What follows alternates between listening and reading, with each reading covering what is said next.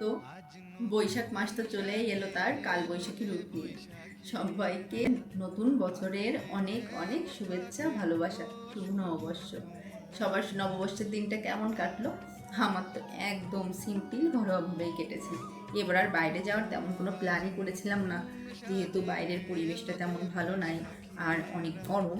বৈশাখ মাসে প্রতি বছরই গরম পড়ে, তারপরও চেষ্টা করি বাচ্চাদেরকে নিয়ে ওই সকালের দিকটায় বাইরে যাওয়ার। কিন্তু এবছর আর বাইরে যাওয়ার কোনো প্ল্যান রাখিনি। ভেবেছিলাম ঘরেই হালকাভাবে, একদম ঘরোয়াভাবে পালন করব। ঠিক তেমনই করেছি। এই যে সকাল থেকে ঠাকুরকে আগে পুজোটা দিয়ে নিয়েছি, তারপরে টুকটাক রান্না বাড়া করে খাওয়া দাওয়া করে বিকালে একটু সাজুগুজু করেছি, ছেলে মেয়েকে নতুন জামা পরালাম আর ঘরেই কিছু ছবি ভিডিও তুললাম। আমার ছেলেটার এবছর দ্বিতীয়বার পহেলা বৈশাখ।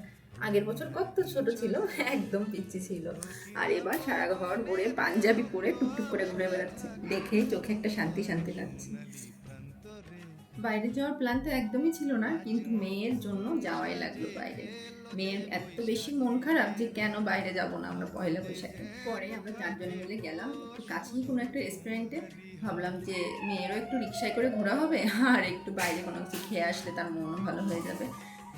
কিন্তু বাইরে গিয়ে এত বেশি লোক, এত বেশি ভিড়, আর এর ভিতর লোডশেডিং, মানে গরমে একদম নাজেহাল অবস্থা। ছেলে মেয়ে তো দুইজনই একদম ঘেমে নিয়ে অস্থির। কতক্ষণে মনে হচ্ছিল বাসায় আসবো। তো চারপাশের অবস্থা দেখে আমরা আর বেশিক্ষণ দেরি করলাম না, ছেলে মেয়েকে নিয়ে খাবারটা পার্সেল নিয়ে চলে এলাম বাড়িতে। তো এই ছিল আমাদের নববর্ষের সারাটা দিন। আমরা তো ভালোই কাটালাম। আপনাদের নববর্ষের দিনটা কেমন কাটলো আমাকে কিন্তু অবশ্যই জানাবেন। সবাইকে আবারও শুভ নববর্ষ।